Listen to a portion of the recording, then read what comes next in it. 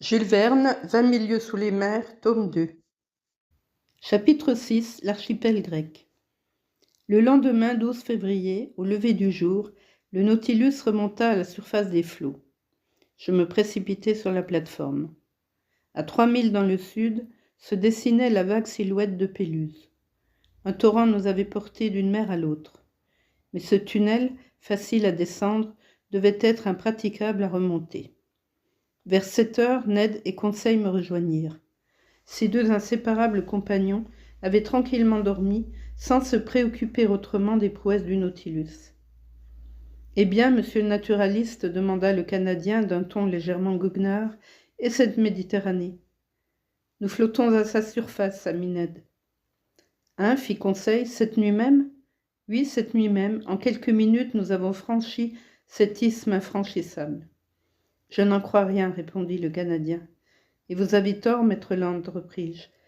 Cette côte basse qui s'arrondit vers le sud est la côte égyptienne. »« À d'autres, monsieur, répliqua l'entité canadien. »« Mais puisque monsieur l'affirme, lui dit Conseil, il faut croire monsieur. » D'ailleurs, Ned, le capitaine Nemo m'a fait les honneurs de son tunnel, et j'étais près de lui, dans la cage du timonier, pendant qu'il dirigeait lui-même le Nautilus à travers cet étroit passage.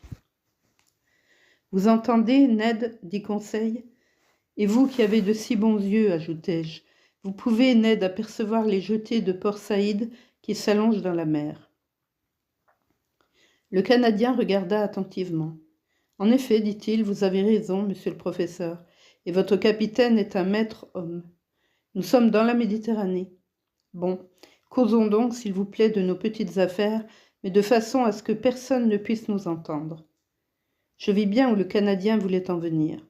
En tout cas, je pensais qu'il valait mieux causer, puisqu'il le désirait, et tous les trois nous allâmes nous asseoir près du fanal, où nous étions moins exposés à recevoir l'humide embrun des lames. « Maintenant, Ned, nous vous écoutons, dis-je. Qu'avez-vous à nous apprendre ?»« Ce que j'ai à vous apprendre est très simple, répondit le Canadien. Nous sommes en Europe, et avant que les caprices du capitaine Nemo nous entraînent jusqu'au fond des mers polaires, ou nous ramènent en Océanie, je demande à quitter le Nautilus. » J'avouerai que cette discussion avec le Canadien m'embarrassait toujours. Je ne voulais en aucune façon entraver la liberté de mes compagnons, et cependant je n'éprouvais nul désir de quitter le capitaine Nemo. Grâce à lui, grâce à son appareil, je complétais chaque jour mes études sous-marines, et je refaisais mon livre des fonds sous-marins au milieu même de son élément. Retrouverais-je jamais une telle occasion d'observer les merveilles de l'océan ? Non, certes. Je ne pouvais donc me faire à cette idée d'abandonner le Nautilus avant notre cycle d'investigation accompli. « Ami Ned, dis-je, répondez-moi franchement.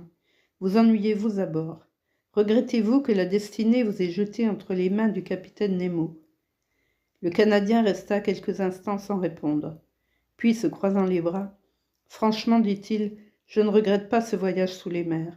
Je serais content de l'avoir fait. Mais pour l'avoir fait, il faut qu'il se termine.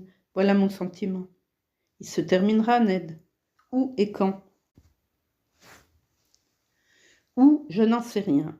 Quand, je ne peux le dire. Ou plutôt, je suppose qu'il s'achèvera lorsque ces mers n'auront plus rien à nous apprendre.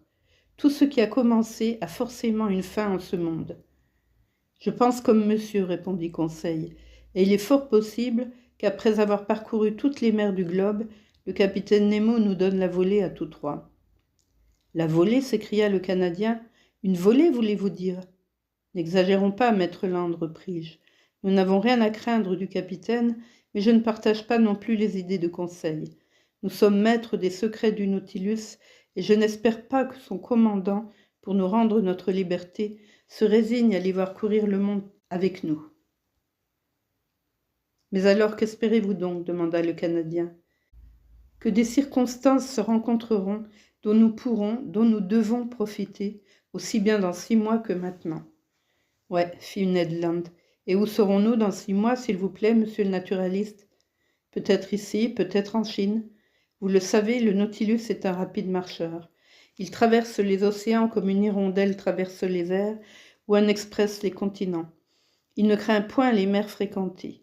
Qui nous dit qu'il ne va pas rallier les côtes de France, d'Angleterre ou d'Amérique, sur lesquelles une fuite pourra être aussi avantageusement tenté qu'ici. Monsieur Aronnax, répondit le Canadien, vos arguments pêchent par la base. Vous parlez au futur. Nous serons là, nous serons ici. Moi, je parle au présent. Nous sommes ici et il faut en profiter. J'étais pressé de près par la logique de Ned Land et je me sentais battu sur ce terrain. Je ne savais plus quels arguments faire valoir en ma faveur. Monsieur, reprit Ned, supposons par impossible que le capitaine Nemo vous offre aujourd'hui même la liberté. Accepterez-vous ? Je ne sais, répondis-je. Et s'il ajoute que cette offre qu'il vous fait aujourd'hui, il ne la renouvellera pas plus tard, accepterez-vous ? Je ne répondis pas. Et qu'en pense l'ami Conseil ? demanda Ned Land. L'ami Conseil, répondit tranquillement ce digne garçon, l'ami Conseil n'a rien à dire. Il est absolument désintéressé dans la question. Ainsi que son maître, ainsi que son camarade Ned, il est célibataire. Ni femme, ni parents, ni enfants ne l'attendent au pays. Il est au service de monsieur. Il pense comme monsieur, il parle comme monsieur, et à son grand regret, on ne doit pas compter sur lui pour faire une majorité. 2 personnes seulement sont en présence. Monsieur d'un côté, Ned Land de l'autre. Cela dit, l'ami Conseil écoute, et il est prêt à marquer les points. Je ne pus m'empêcher de sourire. Avoir Conseil annihilé si complètement sa personnalité. Au fond, le Canadien devait être enchanté de ne pas l'avoir contre lui. Alors, monsieur, dit Ned Land, puisque Conseil n'existe pas, ne discutons qu'entre nous deux. J'ai parlé, vous m'avez entendu, qu'avez-vous à répondre ? Il fallait évidemment conclure, et les faux fuyants me répugnaient. Ami Ned, dis-je, voici ma réponse. Vous avez raison contre moi, et mes arguments ne peuvent tenir devant les vôtres.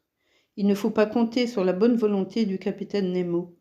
La prudence la plus vulgaire lui défend de nous mettre en liberté. Par contre, la prudence veut que nous profitions de la première occasion de quitter le Nautilus. Bien, monsieur Aronnax, voilà qui est sagement parlé. Seulement, dis-je, une observation, une seule. Il faut que l'occasion soit sérieuse.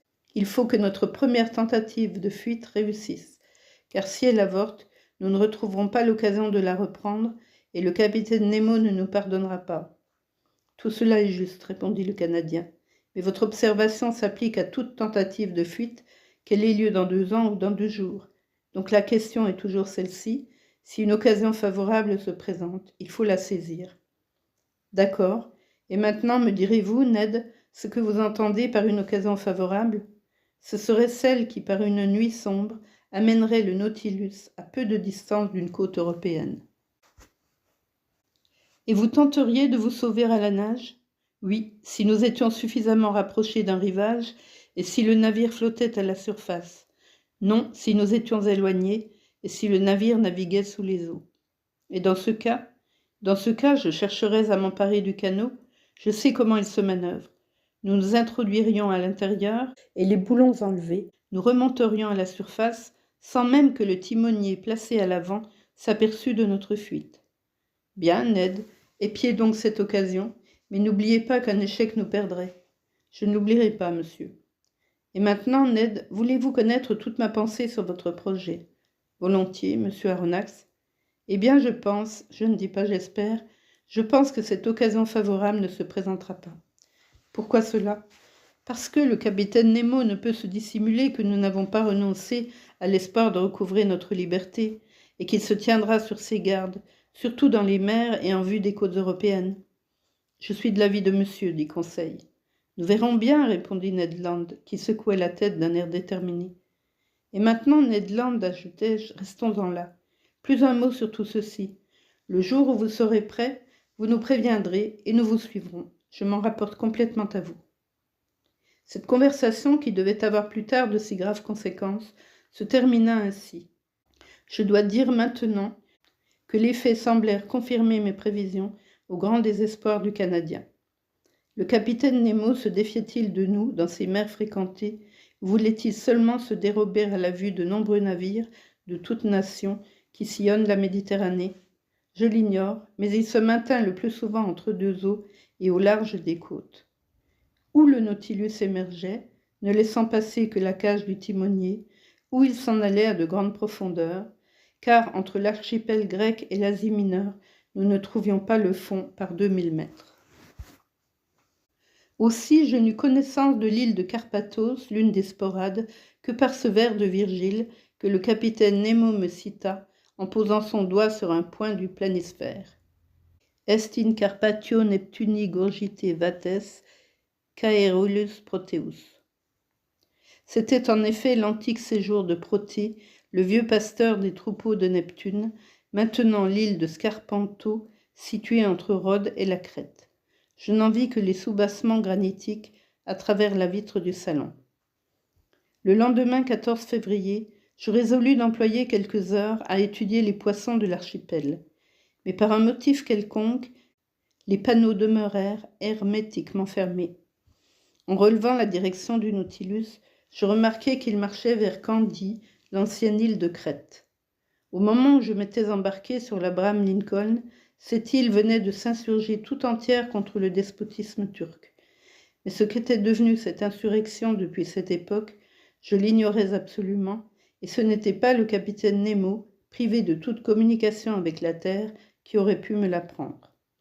Je ne fis donc aucune allusion à cet événement, lorsque le soir je me trouvai seul avec lui dans le salon.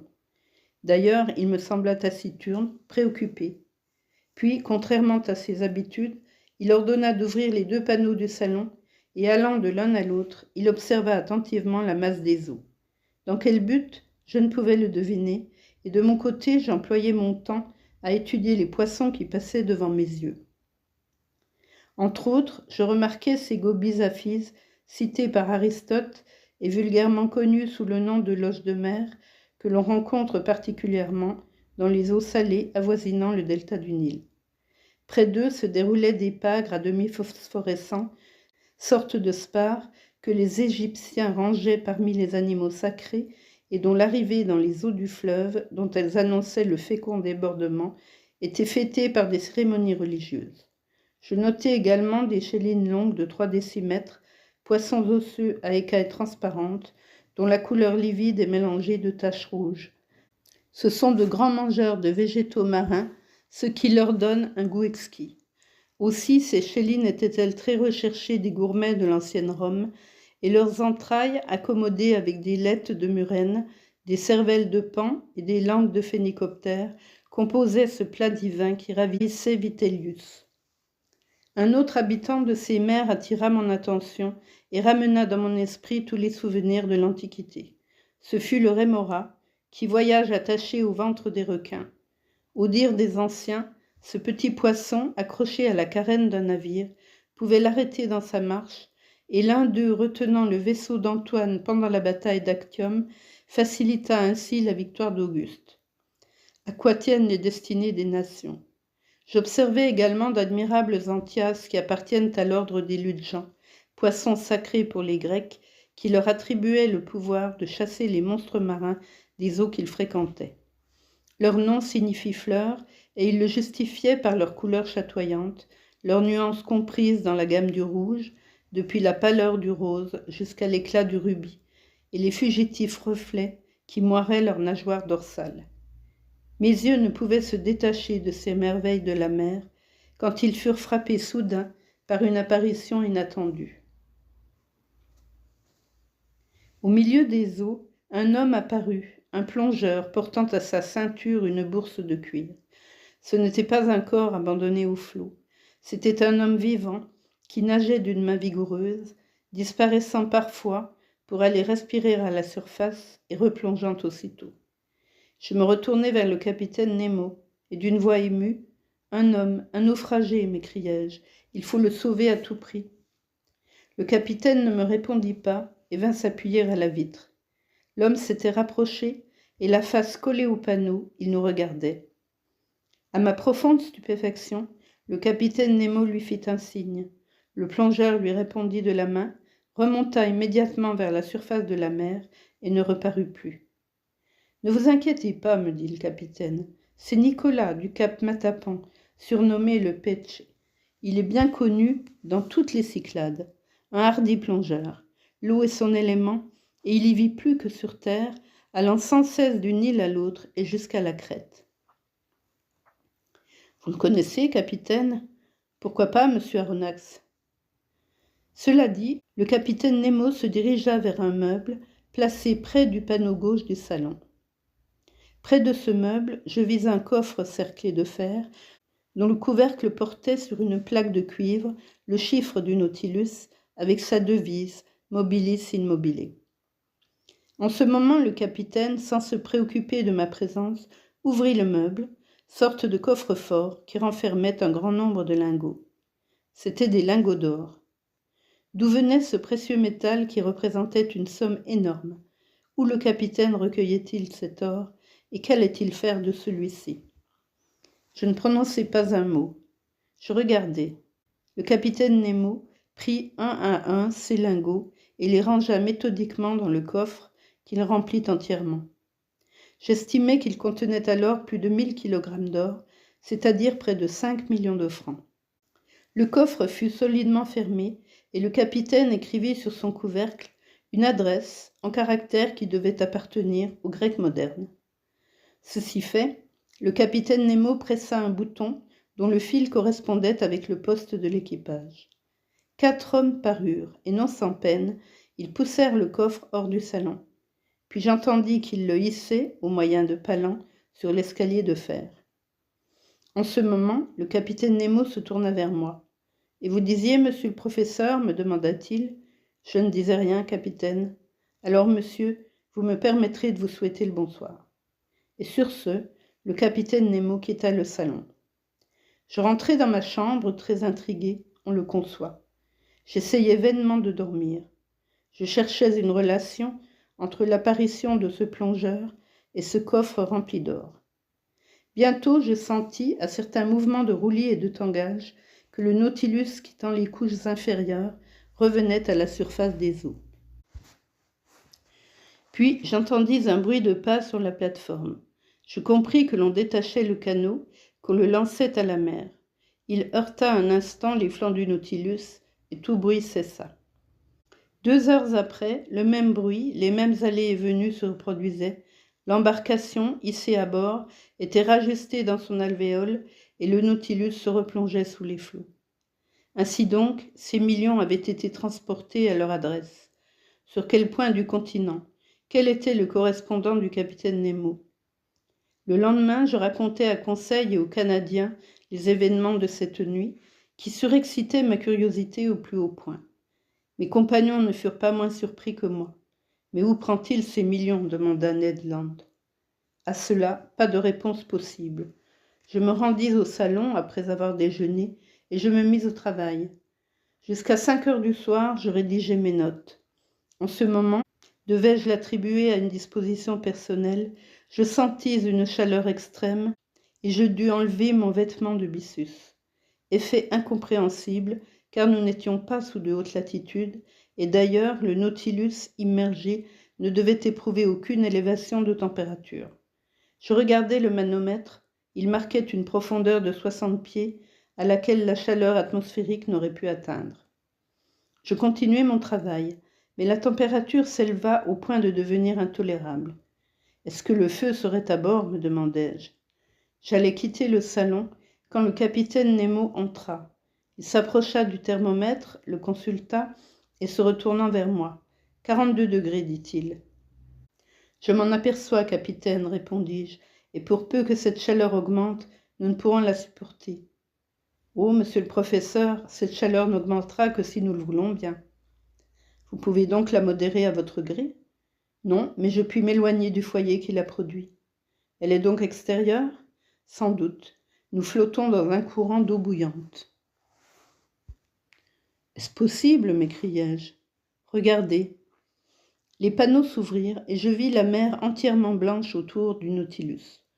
Une fumée de vapeur sulfureuse se déroulait au milieu des flots qui bouillonnaient comme l'eau d'une chaudière. J'appuyai ma main sur une des vitres, mais la chaleur était telle que je dus la retirer. « Où sommes-nous » demandai-je. « Près de l'île Santorin, monsieur le professeur, » me répondit le capitaine, « et précisément dans ce canal qui sépare Néa Kamenni de Paléa Kamenni. J'ai voulu vous donner le curieux spectacle d'une éruption sous-marine. Je croyais, dis-je, que la formation de ces îles nouvelles était terminée. Rien n'est jamais terminé dans les parages volcaniques, répondit le capitaine Nemo, et le globe y est toujours travaillé par les feux souterrains.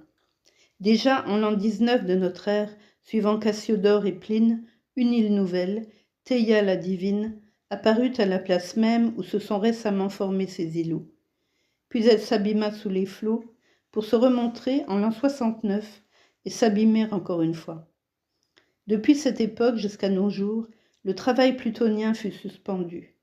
Mais le 3 février 1866, un nouvel îlot, qu'on nomma l'îlot de Georges, émergea au milieu des vapeurs sulfureuses, près de Néa Kamenni, et s'y souda le 6 du même mois.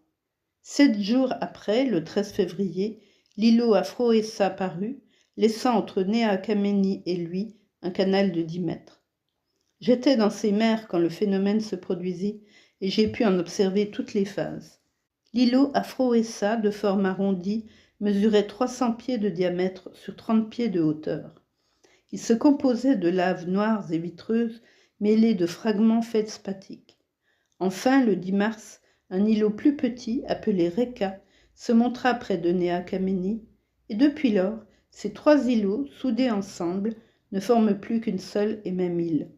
« Et le canal où nous sommes en ce moment ?» demandai-je. « Le voici, répondit le capitaine Nemo en me montrant une carte de l'archipel. Vous voyez que j'y ai porté les nouveaux îlots. Mais ce canal se comblera un jour. C'est probable, monsieur Aronnax, car depuis 1866, 8 petits îlots de lave ont surgi en face du port Saint-Nicolas de Paléa Kamenni. Il est donc évident que Néa et Paléa se réuniront dans un temps rapproché. Si au milieu du Pacifique, ce sont les infusoires qui forment les continents, ici, ce sont les phénomènes éruptifs. Voyez, monsieur, voyez le travail qui s'accomplit sous ces flots. Je revins vers la vitre. Le Nautilus ne marchait plus.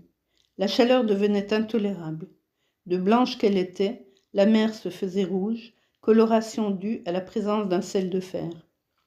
Malgré l'hermétique fermeture du salon, une odeur sulfureuse insupportable se dégageait, et j'apercevais des flammes écarlates dont la vivacité tuait l'éclat de l'électricité. J'étais en nage, j'étouffais, j'allais cuire. Oui, en vérité, je me sentais cuire. On ne peut rester plus longtemps dans cette eau bouillante, dis-je au capitaine. Non, ce ne serait pas prudent, répondit l'impassible Nemo. Un ordre fut donné. Le Nautilus vira de bord et s'éloigna de cette fournaise qu'il ne pouvait impunément braver.